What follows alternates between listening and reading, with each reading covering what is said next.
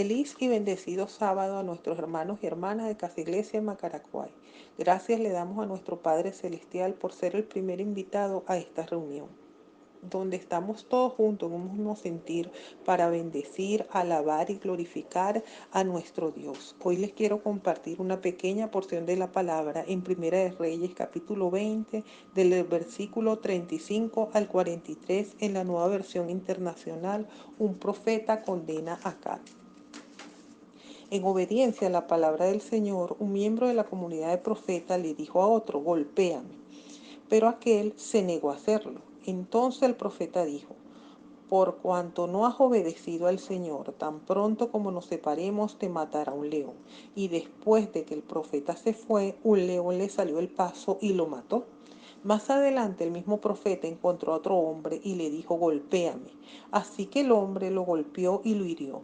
Luego el profeta salió a esperar al rey a la vera del camino, cubierto el rostro con un antifaz. Cuando pasaba el rey, el profeta le gritó: este servidor de su majestad entró en lo más reñido de la batalla. Allí alguien se me presentó con un prisionero y me dijo: hazte cargo de este hombre. Si se te escapa, pagarás su vida con la tuya o con 3.000 monedas de plata. Mientras este servidor de su majestad estaba ocupado en otras cosas, el hombre se escapó. Esta es tu sentencia, respondió el rey de Israel. Tú mismo has tomado la decisión. En el acto el profeta se quitó el antifaz y el rey de Israel se dio cuenta de que era uno de los profetas y le dijo al rey: así dice el Señor, has dejado en libertad a un hombre que yo había condenado a muerte. Por lo tanto, pagará su vida con la tuya y su pueblo con el tuyo. Entonces el rey de Israel, deprimido y malhumorado, volvió a su palacio en Samaria. En esta palabra podemos ver la importancia de obedecer a Dios, porque cuando no lo hacemos perdemos bendiciones en nuestras vidas y muchas veces queremos recuperarlas con lágrimas, pero es tarde. El desobedecer al Señor lo que nos acarrea es mucho dolor. En esta hora, Padre Celestial, nos colocamos delante de tu presencia, mi Señor, para alabarte, para glorificarte. Y te pedimos, Señor, que escuche nuestra oración y perdones todas nuestras iniquidades y desobediencia. Y sea tu Espíritu Santo, Señor, ministrando en este día. Todo te lo pedimos en el nombre que sobre todo nombre, nuestro Señor y Salvador Jesucristo.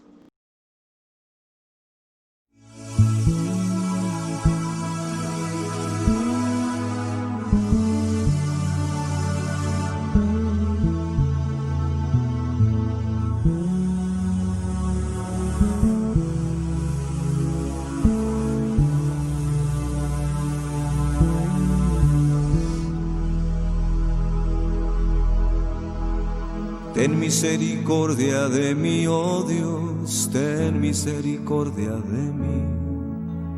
Ten misericordia de mí, oh Dios, ten misericordia de mí. Porque en ti ha confiado mi alma, en ti, solo en ti. Porque en ti ha confiado mi alma, en ti, solo en ti. Y a la sombra de tus alas me ampararé hasta que pase el quebranto. Y a la sombra de tus alas me ampararé hasta que pase el quebranto.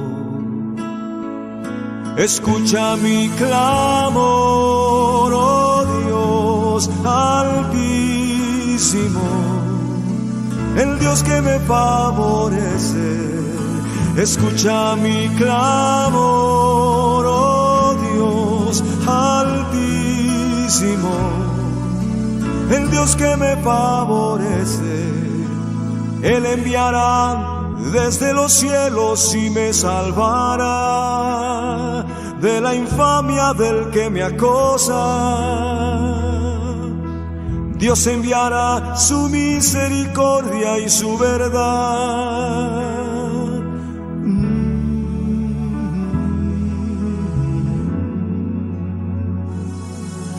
Mi vida está entre leones, estoy echado entre hijos de hombres. ángeles que vomitan llamas, sus dientes son lanzas y saetas y su lengua espada aguda.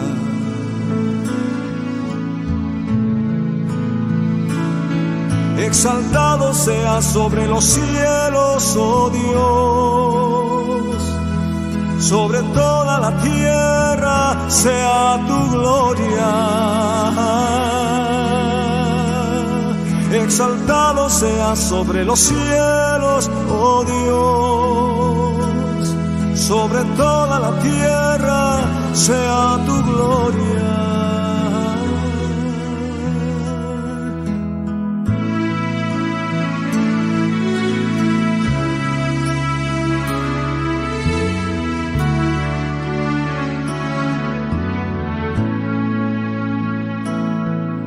Escucha mi clamor, oh Dios altísimo, el Dios que me favorece. Escucha mi clamor, oh Dios altísimo, el Dios que me favorece. Él enviará desde los cielos y me salvará de la infamia del que me acosa. Dios enviará su misericordia y su verdad.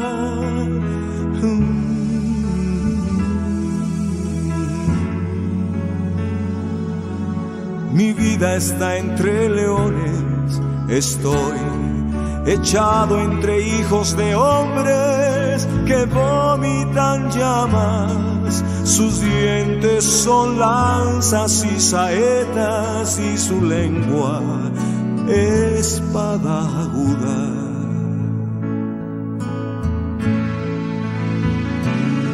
Exaltado sea sobre los cielos, oh Dios, sobre toda la tierra sea tu gloria. Exaltado sea sobre los cielos, oh Dios, sobre toda la tierra sea tu gloria. Sea tu gloria, Señor Jesús, sea tu gloria.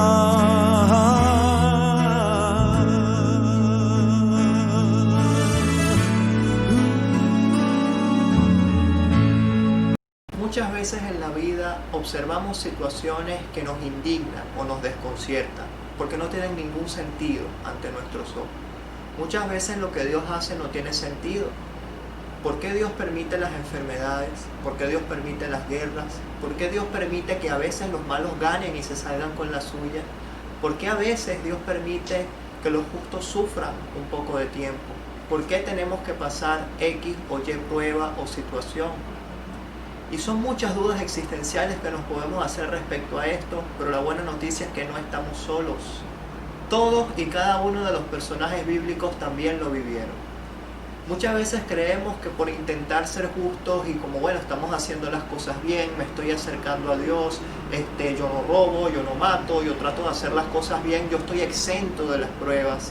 Y eso no es verdad. Si eso fuera verdad, Jesucristo no hubiera sido crucificado en un juicio ilegal. Y de hecho Jesús fue muy sincero. Él en ningún momento nos dijo que las cosas iban a ser color de rosa, ni que vamos a estar eximidos del sufrimiento. Todo lo contrario, nos los dijo en la cara. Ustedes van a sufrir. En el mundo van a tener aflicción. Eso es muy elegante y lo disfrazamos, pero lo que nos está diciendo es que vamos a tener que pasar situaciones que nos van a hacer sufrir, que nos van a hacer pasar miedo, que nos va a hacer pasar dolor. Y no estamos exentos de eso porque tenemos que vivirlo así como Cristo lo vivió y todos y cada uno de los personajes bíblicos lo vivieron. Pero saben que detrás de ese dolor, detrás de esa prueba, detrás de todo eso, ese dolor es lo que hace a la fe, y esa fe es la que hace que las cosas cambien para siempre. Caemos en un error todos muy común, tratar de entender a Dios. Hay cosas que no tienen explicación. Dios no siempre tiene sentido para nosotros, pero siempre tiene la razón, y al fin y al cabo siempre le vamos a terminar dando la razón. No todos los eventos que vemos pueden tener una respuesta sencilla, para nada, y en la Biblia vemos situaciones que son indignantes. Por ejemplo, Dios prometió a Israel que el trono de David iba a ser eterno, y no pasaron muchos años antes de que fueran invadidos por una potencia extranjera y desapareció el trono de David. ¿Dónde está el trono de David que va a ser eterno, Señor? E Israel tuvo que esperar siglos para ver el cumplimiento de esa promesa en Jesús, que no nada más iba a ser un reino terrenal para ellos, sino un reino espiritual para todos, y se cumplió. Dios tuvo la razón. Dios creó a Israel a partir de un hombre y una mujer infértil. No tenía ningún sentido, y cuando por fin les da el primer hijo nacido de forma sobrenatural, le pide a ese hombre, a Abraham, que lo sacrifique. Eso no tiene ningún sentido, pero fue esa prueba, ese momento de dolor, ese momento de angustia tan fuerte, lo que le abrió la bendición a Abraham para engendrar a Israel como nación y permitir la llegada de Cristo, que nos salvará a todos. La vida de José, para él no tuvo ningún sentido, ser vendido por sus hermanos, traicionado por su familia en un país extranjero, y luego cuando Dios lo hace vicepresidente de Egipto, todo comienza a tener un sentido para él, pero él de hecho murió sin entender por qué Dios lo había puesto allí. Su rol era servir como incubadora para la generación de Israel, ¿okay? Tener a Egipto como un sitio seguro durante 400 años para multiplicar el pueblo. Entonces vemos en toda la Biblia una situación de un Dios insólito que ordena cosas insólitas, que permite cosas insólitas, porque después de estar guardados en Egipto hay un cambio de gobierno y son perseguidos, tienen que huir, y al quedarse frente al mar atravesados, la orden que Dios le da a un pobre anciano es: párate en una piedra con un palo y haz así y espera que el mar se abra. Y es ilógico, es frustrante, es indignante. Todos los que estaban allí, incluyendo el mismo Moisés, debieron sufrir bastante miedo, bastante temor, pero esa fe de Moisés y el poder del Espíritu Santo actuando es lo que permitió el paso a través del mar.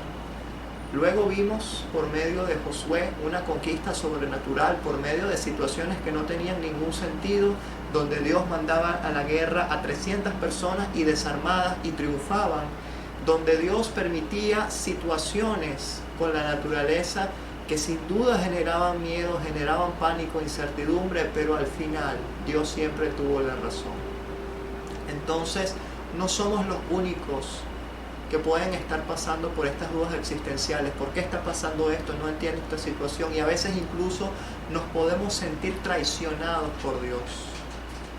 Pero cuando sabemos superar esa, entre comillas, traición que nosotros permitimos y vemos más allá y permanecemos leales y firmes a Dios a pesar de, eso es lo que hace a la fe, y eso es lo que hace que las cosas ocurran.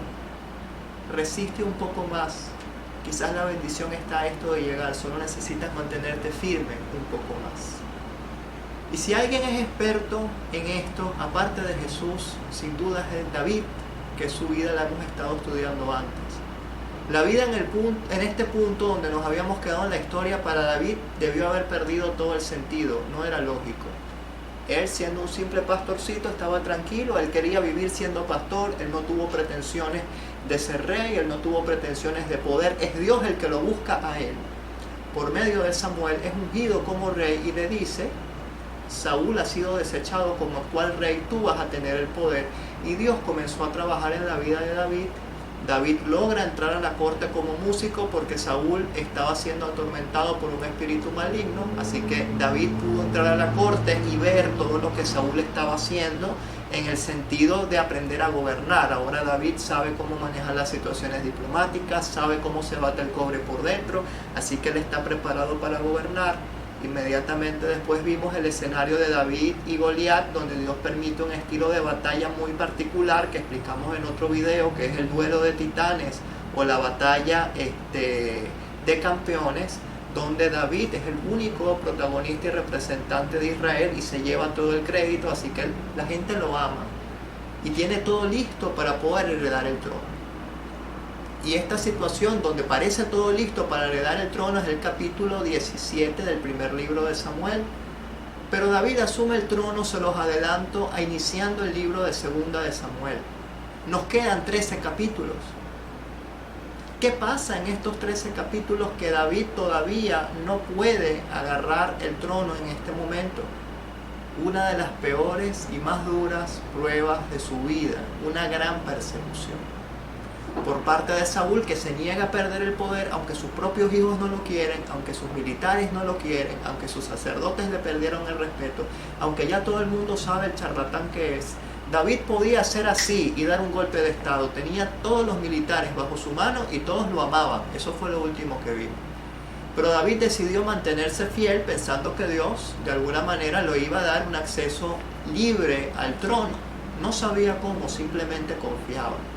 Pero notemos que ese acceso al trono no fue inmediato. Vienen 13 capítulos de una persecución emocionante. Les voy a colocar un mapa para que lo vean, ¿ok? Pueden ver muchas flechas, muchos lugares que van a narrar toda la huida de David. Eso lo comenzamos a ver la semana pasada. Les voy a resaltar en rojo la huida de David que tenemos hasta ahora. Listo, ese pedacito.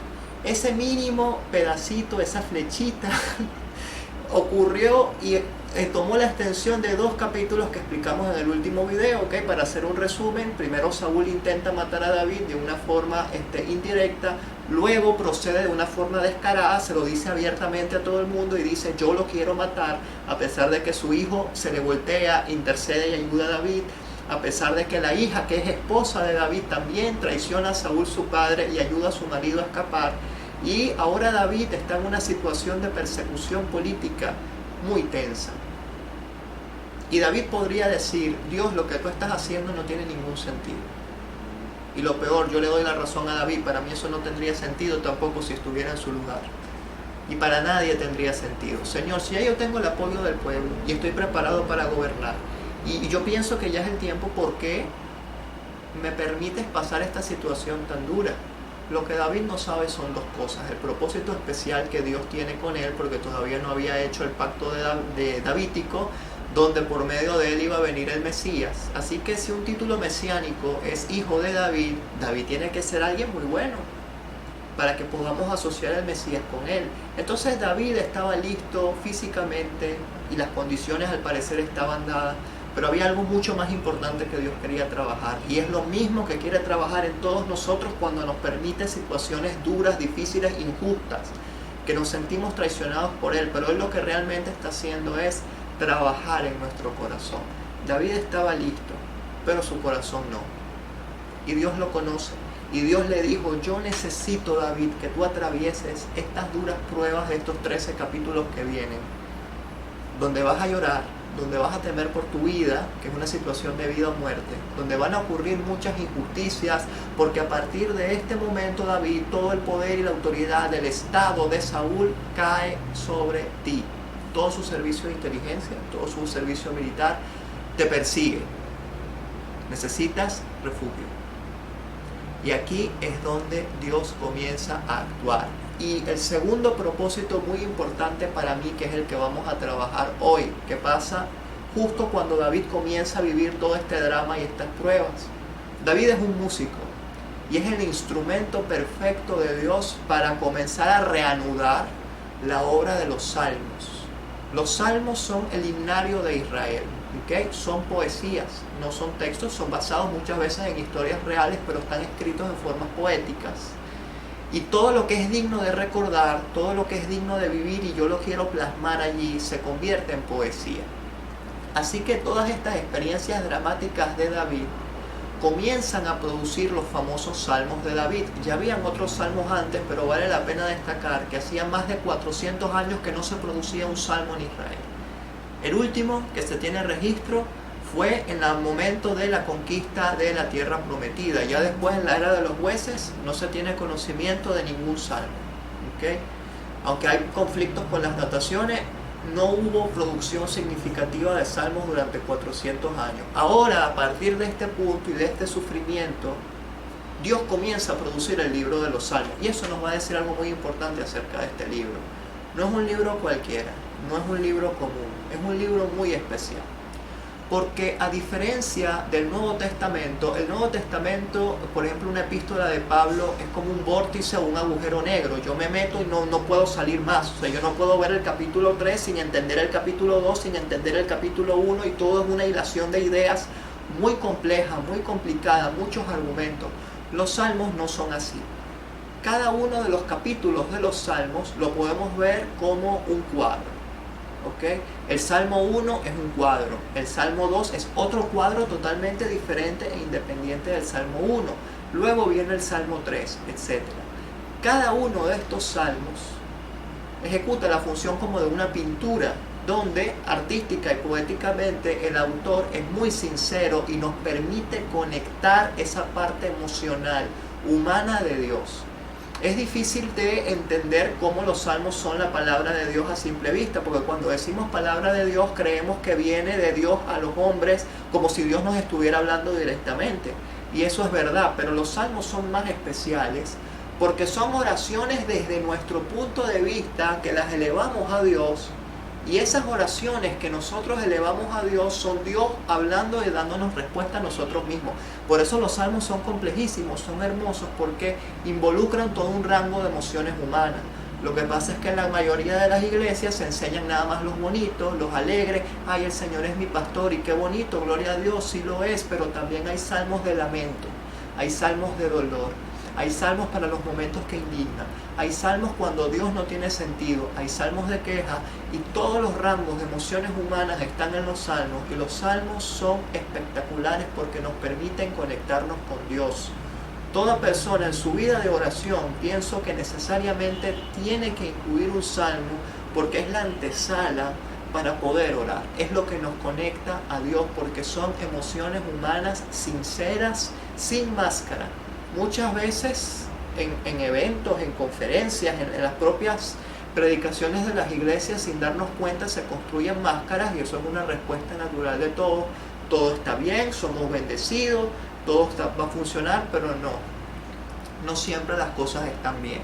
Se vale llorar así como Jesús lloró, se vale enojarse así como Jesús se enojó, y esto es lo que nos enseñan los salmos.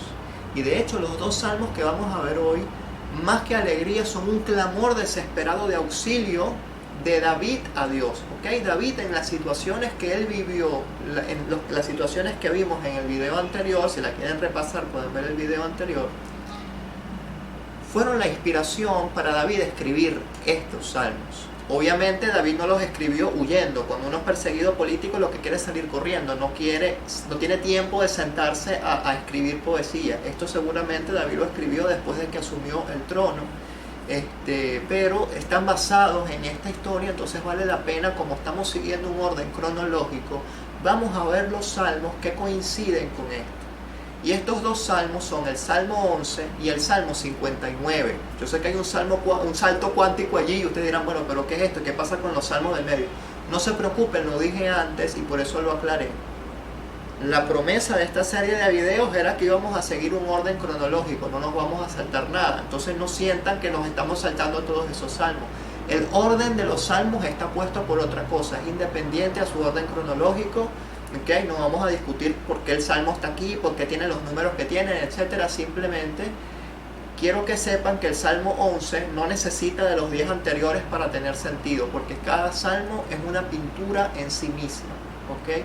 Ahora, el día de hoy, vamos a ver esa historia de David, cómo él la sintió, cómo es su indignación, su dolor, su clamor a Dios por salvación, por justicia, y donde él está diciendo, Señor, lo que está pasando no tiene sentido, pero aún así yo me mantengo firme y te alabo.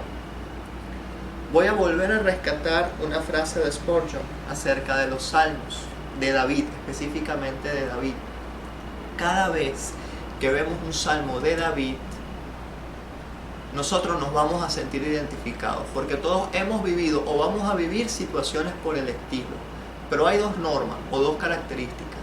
Primero, nunca vamos a estar tan abajo en una situación tan miserable donde no veamos hacia abajo y veamos a David peor que nosotros, siéndole fiel a Dios, y eso nos va a animar. Así como tampoco nunca vamos a estar en una posición tan alta que lo hagamos así, viendo hacia arriba, y también veamos a David más arriba, en una posición mejor, adorando y alabando a Dios. Entonces, no importa lo mal o lo bien que estemos, David nos va a ganar, ¿okay? Porque su vida fue traumática, su vida fue fuerte, y así que a lo largo de estos 13 capítulos que vienen en Samuel, vamos a ver esa montaña rusa de emociones, y después cuando asuma el trono también, pero por ahora vamos a ver esa montaña de emociones en ese proceso que Dios le dice: yo sé que David eres un hombre justo, yo sé que tú según tu lógica como eres bueno te tengo que eximir de las pruebas, pero no es así. Vas a tener que vivir y atravesar estas situaciones porque contigo tengo un propósito. Y el propósito de David fue nada más y nada menos que dejarnos la base para el reino mesiánico, bases espirituales, y también producir salmos que a nosotros nos van a ayudar en medio de las situaciones. No inhiban sus emociones, no siempre se está bien. Es mentira de que cuando nos estamos mal es porque estamos malditos y estamos haciendo algo malo. Cristo sufrió y no necesariamente fue justo. De hecho, fue injusto, ya lo dije, su juicio es ilegal. Y muchas de las veces en las que nosotros sufrimos son situaciones de injusticia. Y eso es lo que nos van a demostrar estos dos salmos, porque David estaba siendo perseguido injustamente. Aunque podía dar un golpe de estado, fue leal a Saúl, y teniéndolo cara a cara no lo mató, pudiendo hacerlo y siendo justificado y aplaudido por la gente, porque la gente estaba obstinada de Saúl y estaba corriendo el rumor por toda Israel de que David era el ungido para sustituirlo. ¿Okay? Ya eso se sabía, por eso también Saúl ejecuta esa orden de asesinato contra David, que no prospera. Y ya hemos visto un gran drama, y solamente recordemos esa flechita de huida, la que David ha recorrido. Todavía nos falta mucho, pero esa flechita de huida fue suficiente para inspirar dos salmos. Primero vámonos al Salmo 11, que es un salmo espectacular.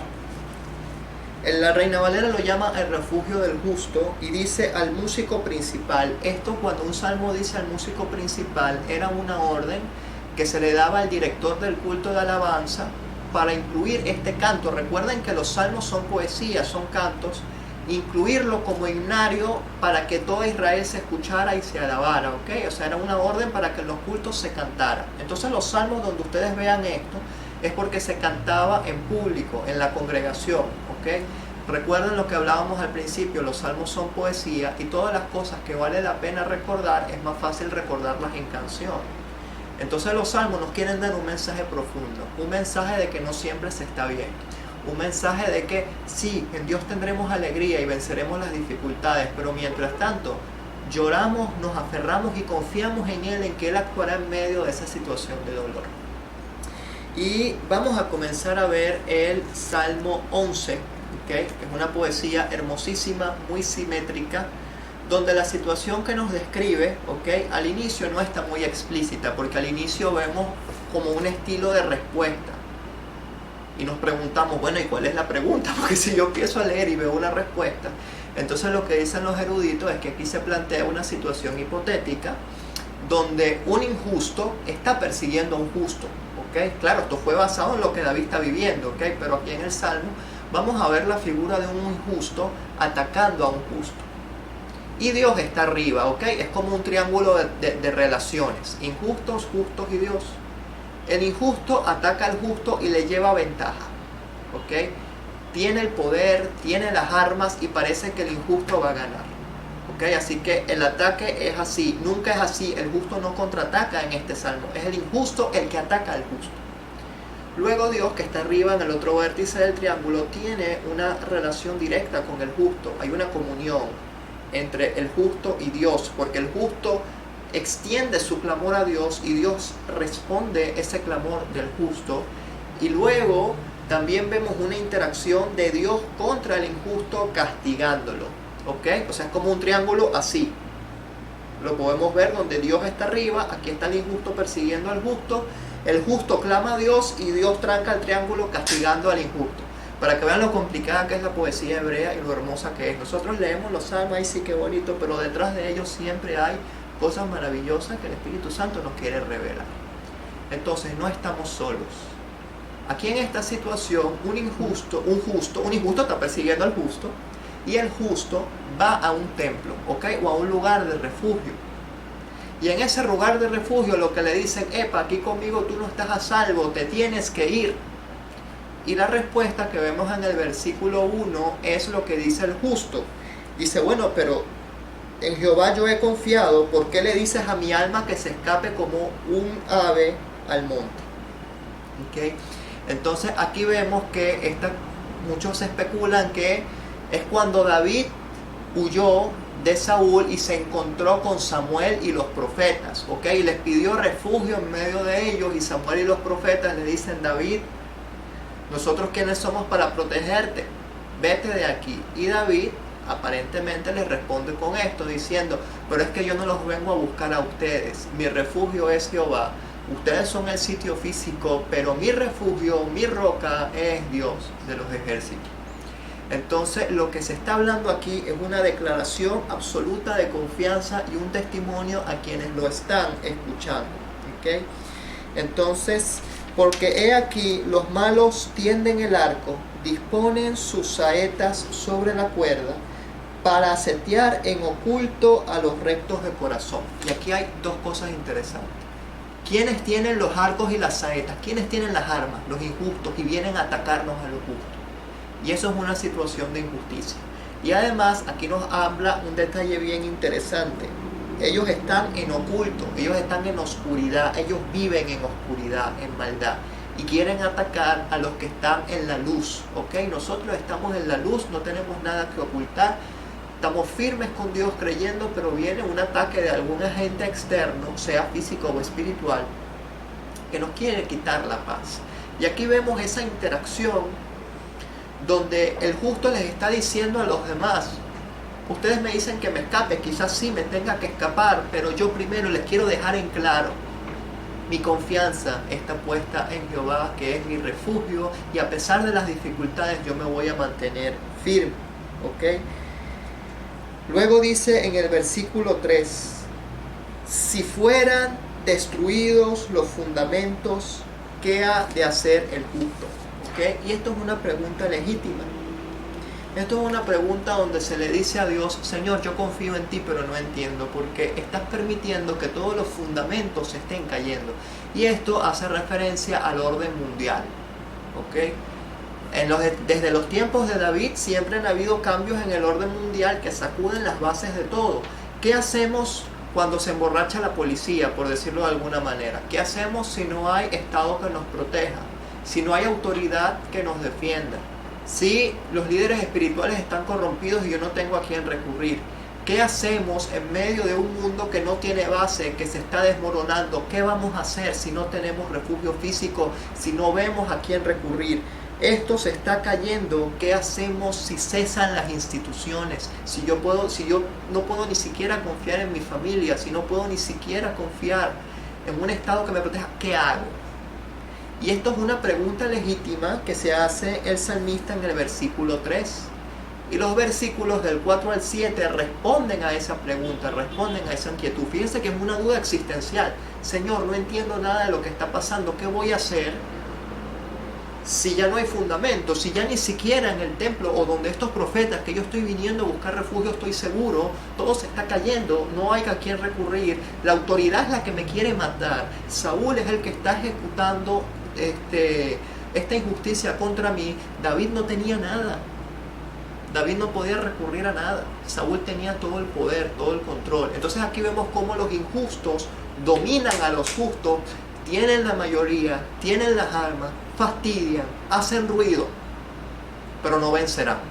Y no vencerán porque lo vemos en la respuesta que Dios va a dar. Y es importante decir, este salmo no nada más habla de la situación específica de David, es aplicable a nuestras vidas y además es un salmo escatológico.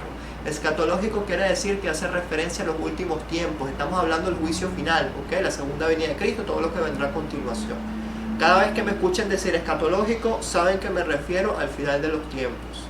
Entonces, este salmo no nada más habla de un Dios que va a juzgar a justos e injustos. Recordemos que ya Dios se había revelado como juez por medio de todo el libro de los jueces y todo lo que hemos estudiado hasta ahora. Ya Israel conoce a Dios como juez. ¿Okay? Y el reino tenía muy poco tiempo, así que seguimos asociando a Dios más como un juez que como un rey. Eso va a empezar a cambiar con David, aunque él es ambas. Dios es juez y rey, ¿okay? también es sacerdote y profeta, y los 4 roles los cumple Jesús. Por eso hay 4 evangelios y cada evangelio muestra un rol, pero eso lo hablaremos después. Entonces, lo que importante aquí es que no somos los únicos con esta duda existencial. Los únicos que quieren decir, Dios, no tiene sentido lo que estás haciendo, se nos está cayendo el mundo, no hay instituciones, no hay a dónde recurrir, ¿qué hago? ¿Qué debe hacer el justo? Es lo que dice David, si no hay instituciones, si no hay nada que nos respalde, si el orden mundial está colapsando. Y la respuesta la da el mismo Salmo, y eso es lo hermoso de los Salmos, muchas veces hay preguntas y se responden ellos mismos. Y la respuesta está, como ya lo dije, en los versículos del 4 al 7, ¿ok? Donde el mensaje es que Dios es juez, Dios trasciende toda situación y no importa que no hayan instituciones y el orden mundial se caiga, porque el orden que sustenta el universo es el que está sentado en el trono de allá. Y Él tiene el poder de intervenir, le interesa intervenir, porque aunque es un Dios imparcial, no significa que es un Dios que no haga nada. ¿Ok? Dios va a ejecutar sus juicios sobre justos y sobre injustos, y cada quien va a tener una sentencia. ¿Ok? Juicio lo asociamos con castigo, pero el juicio realmente es un tribunal, y en un juicio tú puedes salir inocente o culpable. Y esto es lo que vamos a comenzar a ver aquí. Lo que nos va a decir David a partir del versículo 4, y tengámoslo en mente, es: la situación es compleja, todo es horrible, no hay a quien recurrir, me siento atrapado, pero Dios es el juez. ¿Ok? Y Dios ve las cosas, ve la evidencia, y como juez decide y sabe qué es justo y qué es injusto, quién es inocente y quién es el culpable, y no dejará a nadie que merezca ser castigado sin castigo y a nadie que merezca ser redimido sin redención por medio de Jesús. Todo el mensaje de la Biblia, todo, si lo pudiéramos resumir en una palabra sería Jesús, pero si lo pudiéramos extender un poco diríamos que es la redención de los justos y el castigo de los impíos. Eso es el mensaje. ¿En qué lado estamos? Y no es que nos vamos a salvar por obras, porque yo puedo ser muy justo y muy bueno por mi cuenta. Yo no puedo lograr nada sin Jesús, porque Él es la vid, nosotros somos las ramas pegadas a esa vid. Es Él el que tiene la gloria, no es mi obra. Pero yo decido si estoy pegado o no pegado a esa vid. ¿Okay? Y si yo resisto o no resisto a la gracia que Él me da. Porque muchas veces creemos que, bueno, Dios ya hizo todo, entonces yo no tengo que hacer nada. No, yo tengo una responsabilidad individual de decidir si estoy con Dios o estoy contra Él, y si me voy a permanecer fiel a Él aún en medio de las dificultades. Porque más de uno pudo haber tirado la toalla aquí. David pudo haber dicho: Señor, yo no quiero reino, yo no quiero nada, yo no quiero tus propósitos, yo me quiero ir a criar ovejas otra vez. Igual Abraham hubiera peleado con Dios y dicho: Señor, yo soy un viejo tranquilo que se quiere morir, ¿por qué me vas a poner todas estas pruebas y estas aflicciones? Cada personaje bíblico puede decir lo mismo, y quizás tú estás sintiendo lo mismo. La Biblia es real, es humana, siente, no tiene esa faceta religiosa hipócrita de que todo está bien y todo es una mascarilla y todo es felicidad. Aquí vemos que no todo es felicidad. Hay una duda legítima a Dios: ¿por qué esto está pasando? ¿Por qué tú estás permitiendo estas situaciones? Yo no entiendo. Y la respuesta a esta crisis es que Jehová está en su santo templo como sacerdote. Y un sacerdote es el que tiende puentes entre Dios y los hombres, y Cristo por eso ejerce el rol de sacerdote, de sumo sacerdote. No sobre la tierra, espiritualmente hablando, eso lo explica el libro de Hebreos, que lo veremos en su momento. Y Jehová tiene en el cielo su trono, porque Él es el rey y de Él es el juicio. Entonces Él es profeta, Él es sacerdote, Él es rey, Él es juez, y Él tiene el control absoluto de todas las situaciones que nos afligen. Porque Jehová tiene ojos que ven, y sus párpados examinan los hijos de los hombres. A mí me encanta 2 de Crónicas 16:9, porque dice que los ojos de Jehová recorren la tierra para fortalecer a los justos. No es en un sentido literal, por supuesto, pero muchas veces estamos en dificultad. No te olvides que los ojos de Dios están en todos lados viendo y fortaleciendo al que tenga que fortalecer. Resiste la prueba. Detrás de eso está la fe, y detrás de esa fe está la bendición más grande que puedas imaginar. Y esto lo vamos a ver con David. Qué bendición tan grande lo que le viene, pero ahora estamos en la etapa fea del sufrimiento, y muchos de nosotros vamos a tener que vivir etapas feas de sufrimiento y de proceso. aunque lo nieguen y le digan que su iglesia no es así, la vas a vivir igualito. Entonces, si igualito la voy a vivir, mejor prepararse. Y los salmos nos dan instrucciones y ánimo en esos momentos tan fuertes y tan turbios. Jehová prueba al justo, ¿ok? Lo prueba. ¿Y por qué lo prueba? Para desnudar su corazón, para fortalecer su corazón, para que el justo vea, oye, yo tengo que cambiar esto en mí y ser todavía mejor, que es lo que estaba haciendo David. Dios necesita pasarnos por fuego para refinarnos, ¿okay? Y esto es lo que dice claramente el Salmo. Pero a los injustos, aquí vemos el triángulo en acción. Dios actúa a los justos, los salva y los prueba, pero a los injustos y al malo y al que ama la violencia, su alma los aborrece. Aquí nos está diciendo que Dios no es un Dios que está viendo pasivamente las cosas y no le interesa. Dios, pero ¿por qué tú ves y tú no sientes? No, Dios le duele, Dios se molesta, Dios está obstinado y Dios va a intervenir. Solo está esperando el momento perfecto para intervenir. Y a veces decimos, ¿y por qué Dios no elimina toda la maldad de la tierra en un segundo? Vamos a reflexionar. ¿Nos conviene? Yo no quedaría de pie, y creo que usted tampoco, y nadie, porque si no me hubieran crucificado a mí, a usted o a cualquiera de nosotros. El único justo es Jesús. Entonces, si Dios borra toda la maldad de un solo golpe en la tierra, más de uno de nosotros que estamos en proceso seríamos borrados también. Nadie quedaría de pie. Por eso Dios necesita que haya trigo y haya cizaña hasta el final de la cosecha, hasta el fin de los tiempos. Este salmo se conecta con todo el mensaje de Jesús y se conecta con el final de los tiempos. O sea, es la Biblia, y vemos que tiene una dimensión enorme, un significado profundo que podemos leer 500 veces y siempre vamos a ver algo nuevo que descubrir.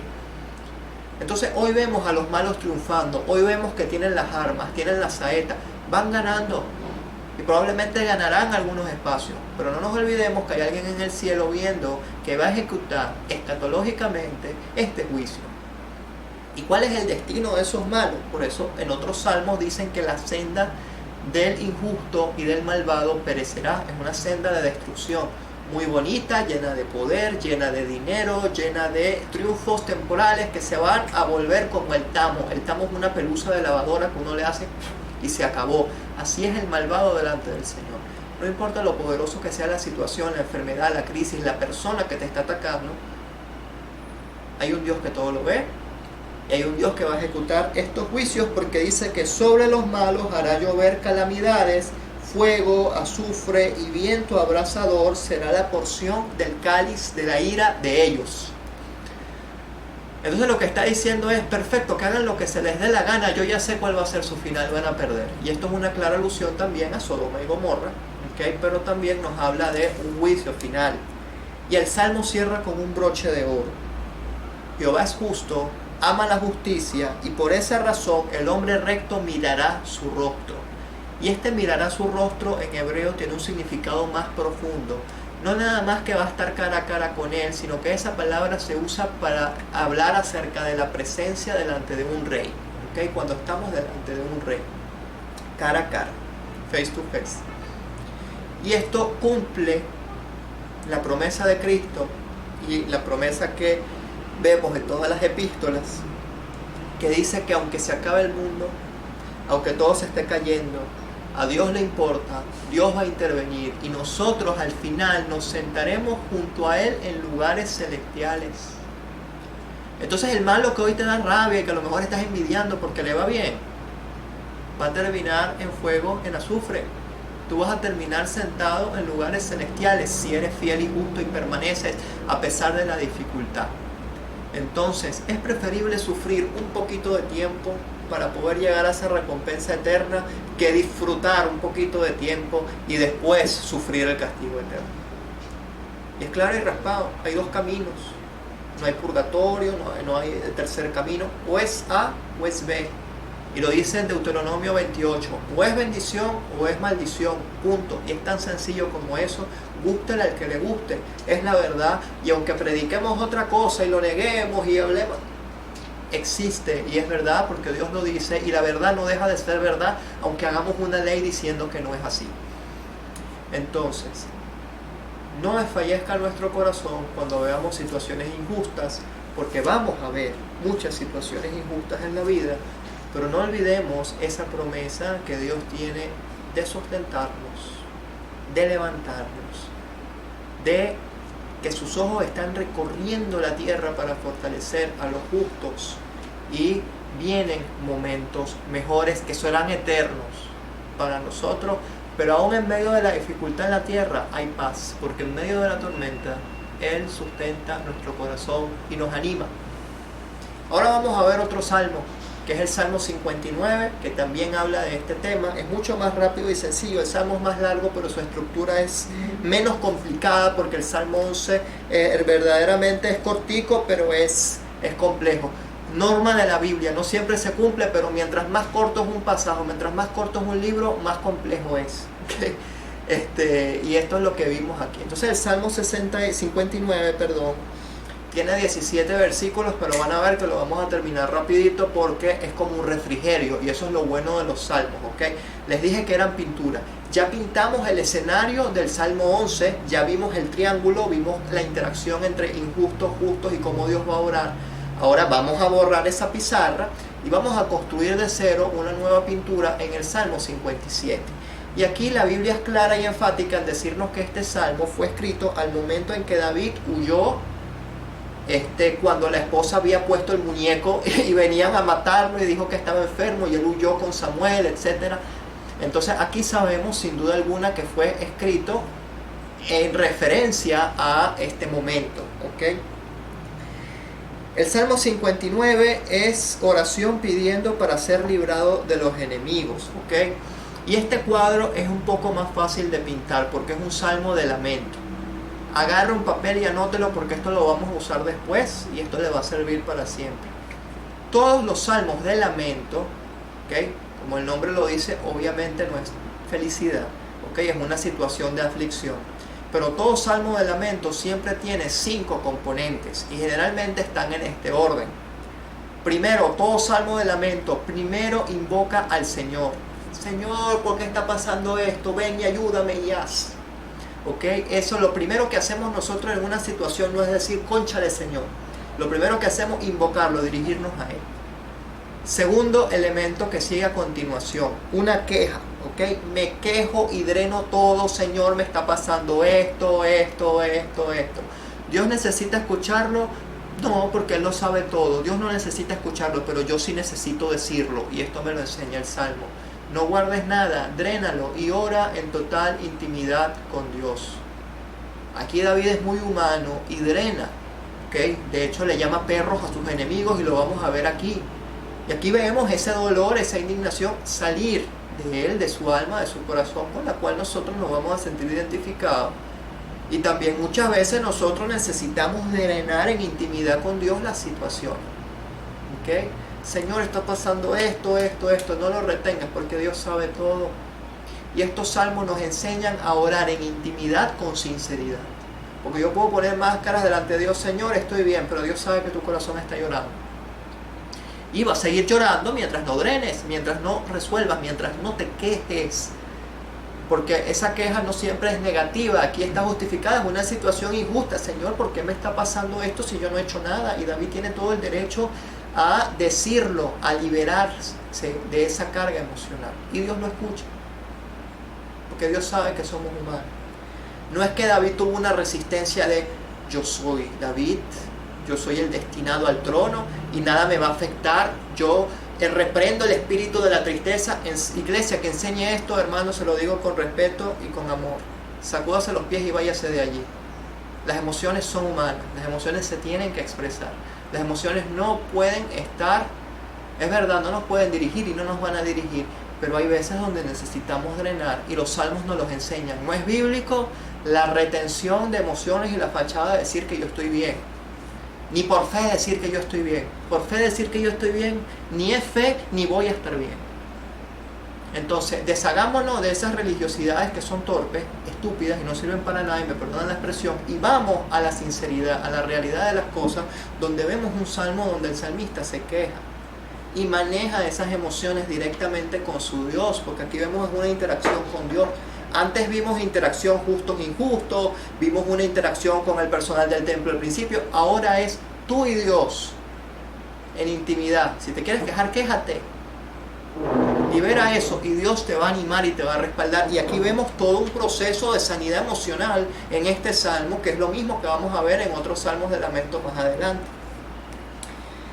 Entonces vamos a repasar. Primero, una invocación. Segundo, me quejo. Tercero, una plegaria o una petición. Cuarto, declaración de confianza. Lo que está pasando, yo sé que Dios lo va a hacer, aunque ahorita no tenga sentido, aunque ahorita no entienda, el Señor lo hará. Y quinto, siempre cierra con una promesa de alabar a Dios a pesar de la crisis y de la situación. Qué diferente esto a lo que se nos enseña muchas veces. Entonces es muy bonito el Salmo 23, pero un Salmo 23 no me va a enseñar en un momento de dificultad y aflicción. Esto sí, estos salmos de lamento son una herramienta poderosa que nos muestran qué debemos hacer. Ir a intimidad con Dios, soltar nuestra basura allí, porque tenemos quizás basura en el corazón, rencor, dolor, odio, suéltalo allí delante de Él. Cristo lo dijo, entrégame tus cargas. ¿Por qué no le entregamos las cargas y las guardamos creyéndonos que somos superhéroes de la fe? Y lo que hacemos es hacernos daño y hacerle daño a los demás. Ni sanamos, nos amargamos y amargamos a los demás. Y es un patrón que se ve en muchos lados, dentro y fuera de la iglesia. Porque creemos que bueno, que si se me siento mal es porque Dios me está castigando, ¿no? Aquí esto no era un castigo de Dios, David no hizo nada malo, Jesús no hizo nada malo. Y sufrió aflicciones injustas e inmerecidas. Si Jesús la sufrió, ¿quién soy yo para no sufrirla? Entonces, partiendo de aquí, vamos a ver el primer elemento, que es la invocación a Dios. Líbrame de mis enemigos, oh Dios mío, ponme a salvo de los que se levantan contra mí en un lugar alto. Líbrame de los que cometen iniquidad y sálvame de los hombres sanguinarios. Aquí vemos una invocación. Lo primero es, yo no puedo hacer nada por mi cuenta, Dios auxilio. Segundo, la queja. La queja es porque aquí están acechando mi vida, se han juntado contra mí poderosos, no por falta mía, oh Jehová, no por falta mía ni por mi pecado. Sin delito mío corren detrás de mí y se aperciben. Despierta para venir a mi encuentro y mira. Y tú, Jehová de los ejércitos, Dios de Israel, despiértate para castigar a todas las naciones. No tengas misericordia de todos los que se rebelan con iniquidad contra mí. Y aquí vemos la plegaria. ¿Cuál es la queja? Señor, yo no hice nada y me están persiguiendo. Que riñones y tú no estás haciendo nada para ayudarme. ¿Dónde estás? Ven. ¿Por qué no vienes a auxiliarme? Y ahí es donde viene la plegaria, donde dice, lo voy a volver a leer, despierta. Dios, despiértate. Algo, lo que está sintiendo el salmista es como que si Dios estuviera dormido, como un Dios que no lo escucha.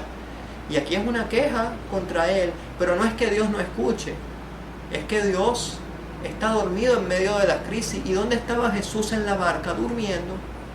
La barca se estaba cayendo y ahí es cuando los apóstoles lo despiertan y le dicen, Señor, nos estamos hundiendo, despierta. Y ese mismo sentir de los apóstoles lo vemos en David, lo podemos estar sintiendo nosotros. Dios, ¿dónde estás? Pero no es que Dios se ha olvidado, no es que Dios anda en las nubes por ahí, feliz de la vida y nos deja sufrir. Dios es un Dios que le interesa intervenir, solo está esperando el momento preciso para hacerlo, el momento que sea de bendición para nosotros. Porque si Él interviene rápido no vamos a aprender la lección y eso a veces es doloroso de digerir y de entender. Entonces, ¿por qué Dios no actúa? Porque no se le da la gana y porque no es el tiempo de hacerlo, tan sencillo como eso. Entonces tratamos de buscar explicaciones y razonar. Y esto es un sentimiento muy humano porque David le está clamando a su Dios, aparece en escena, ven, te necesito. ¿Okay? Y esto es lo poderoso de los salmos que no vemos en las historias anteriores. Okay, fíjense el cuadro que se está pintando aquí, un cuadro de indignación, un cuadro de hay una injusticia, Dios, ¿por qué no actúas? Inmediatamente de eso, después de pedirle a Dios que actúe, que es la plegaria, viene el cuarto elemento, que es la declaración de confianza. Y es interesante porque cada salmo tiene una estructura, algunos tienen más queja, otros tienen más confianza. Este en particular, todos los versículos de confianza van desde el 6 hasta el 15. ¿Okay? Entonces son 11 versículos de confianza que tenemos por delante. Volverán a la tarde, ladrarán como perros y rodearán la ciudad. Aquí los perros tienen un doble significado. Primero, era un animal despreciable en la cultura de Israel, pero más que un insulto, David lo está usando como unos perros salvajes, ¿no? Como unos carroñeros. Imagínense el perro más feo, más bravo, con la espuma saliendo de la boca. Algo así es el cuadro que nos quiere pintar el Salmo. Hay gente así con nosotros, que está como perro queriendo venir y brincarnos encima y mordernos. Eso es lo que David está diciendo, ¿ok? Más que un insulto, que claro, la palabra también tiene como su tono medio despectivo, porque él está drenando sus emociones. Lo que nos está diciendo es, hay una situación de peligro real, hay un perro o una jauría que me quiere morder, ¿ok? Que me quiere atacar. He aquí, proferirán con su boca, espadas hay en sus labios, porque están mintiendo contra mí, están diciendo cosas que no son. Y eso lo van a usar con la excusa de matarme, porque Saúl inventaba y decía, no, es que David está insurrecto, David no va a atacar, David es un traidor, tráiganlo. Entonces todo eso, lo que estaba haciendo Saúl, coincide perfectamente con la historia de aquí. Porque dicen, ¿quién lo va a oír? O sea, como que si no hay un Dios que lo oiga, pero aquí lo que nos está diciendo el Salmo es, el malo cree que no hay quien ve. El malo cree que se va a salir con la suya. El malo cree que las cosas se van a quedar así. Y les adelanto, el fin de este malo al que hacen referencia, que es Saúl, bonito no fue, y lo vamos a ver.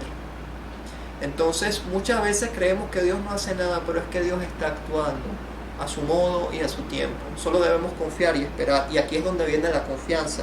Pero tú, Jehová, te ríes de ellos, te burlas de ellos.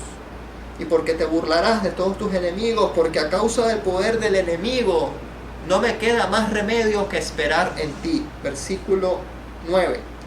Porque Dios eres mi defensa. Yo no tengo nada que hacer, yo no tengo armas.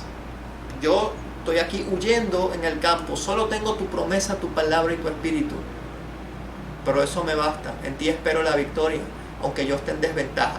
Porque Saúl tiene el ejército, Saúl tiene los arcos, Saúl tiene las saetas, pero yo te tengo a ti, Señor. Esto es lo que está diciendo David. El enemigo tiene más recursos, sí es verdad, muchas veces sí, pero tú tienes lo más importante y que vale más que todos los recursos. El Dios poderoso que va a interceder por ti y te va a dar esa victoria. El Dios de mi misericordia irá delante de mí. Dios hará que vea en mis enemigos mi deseo. Señor, no los mates para que la gente no se olvide de ellos, sino dispérsalos con tu poder y abátelos, oh Jehová, escudo nuestro. Es una petición sincera, Señor, acaba con ellos. Acaba con esa maldad, acaba con esa injusticia. Por el pecado de su boca y por la palabra de sus labios, sean ellos presos de su propio orgullo, y por la maldición y mentira que profieren se caigan, Señor, que se caigan solitos. Y en efecto, Saúl se cayó solito. Y eso lo vamos a ver más adelante cuando avance en la historia. Acábalos con furor, acábalos para que dejen de existir. Y sépase que Dios gobierna en Jacob hasta los fines de la tierra.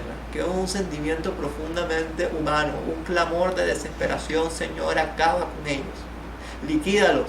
Y cuántas veces nosotros en rabia no decimos esas cosas o pensamos esas cosas. Eso es lo hermoso de los salmos, que son sinceros y que nos conectan directamente con Dios. Vuelvan pues a la tarde y ladren como perros y rodeen la ciudad. Que estén ellos errantes para hallar qué comer, y si no se sacian, que pasen la noche quejándose. Todo eso es una declaración de confianza de que esos perros que vienen a comerme se van a morir de hambre, no van a poder atacarme. Y ahora cerramos con lo más hermoso, que es la promesa de alabar a Dios en medio de la dificultad. Pero a pesar de todo lo anterior, el pero es adversativo, significa sí, es una injusticia, me da rabia, te estoy pidiendo, Señor, que acabes con ellos, pero a pesar de esta situación, pero con todo y eso, yo cantaré de tu poder y alabaré de mañana tus misericordias, porque tú eres mi amparo, has sido mi amparo, sigues siendo mi amparo y eres mi refugio en el día de la angustia. El mismo refugio que nos habla el Salmo 11, que es el mismo autor que es David, y es la misma situación que es esta. Entonces David confía plenamente en la confianza de Dios. Fortaleza mía, a ti te voy a cantar, a ti te voy a alabar, porque eres, oh Dios, mi refugio, el Dios de mi misericordia. Y no importa lo duro que sea la situación, no importa las cosas que estés pasando, aunque parezca que Dios no tiene sentido, para David tampoco tenía sentido, y David se hizo una pregunta: ¿qué vamos a hacer si todo se cae, si no hay fundamento, si no tengo dónde refugiarme? Jehová es tu refugio, Él trasciende la tierra, Él sabe y sostiene tu vida en la palma de tus manos, y dio a su Hijo Jesucristo para que tengamos la seguridad, la confianza de ser salvos en Él, de aferrarnos en medio de las dificultades, porque no es verdad que las cosas siempre van a estar fáciles, pero eso sí, las cosas al final siempre van a estar bien, porque Él lo dice, porque Él nos dará la victoria y porque estaremos sentados en lugares celestiales junto con Él. Los malos muchas veces parece que van a triunfar, y lo hacen, pero recuerda que ese triunfo no es eterno. Recuerda que aunque los malos ganaron el viernes crucificando a Cristo, llegó el domingo de la resurrección. Resiste, no te olvides que viene el domingo, donde Dios va a actuar, donde Dios va a resucitar todas aquellas cosas que estaban muertas en ti, donde si Dios ha dicho que te va a llevar a un sitio o que va a cumplir un propósito en ti, lo va a hacer. Y no hay poder humano que pueda detener sus planes. Jamás lo ha habido, no lo hay, nunca lo habrá. Porque en el mundo vamos a sufrir y tendremos aflicción, pero Él tuvo la victoria contra el mundo que nos oprimía, contra el mundo que nos perseguía. Y así como ese triángulo, comunícate con tu Dios, porque tu Dios va a ejecutar el juicio de justicia. Lo veas o no lo veas, lo creas o no lo creas, Dios es el juez, hará. Y no importa lo fuerte que estén las situaciones, haz como David. Pero yo seguiré cantando tu nombre. Yo seguiré alabándote, yo seguiré firme. Y eso es lo que hizo a la fe, es lo que hizo que David recibiera las mayores bendiciones que vienen a continuación. Y en medio de esta dificultad creeríamos que las cosas para David van a pintar bien y resulta que se van a poner peor. Y eso lo vamos a ver la próxima semana. Pero aunque se pongan peor y veamos más salmos y salmos más profundos que esto, porque la situación va a empeorar a medida de que veamos ese camino, no te olvides que el Señor es tu fortaleza, es tu refugio.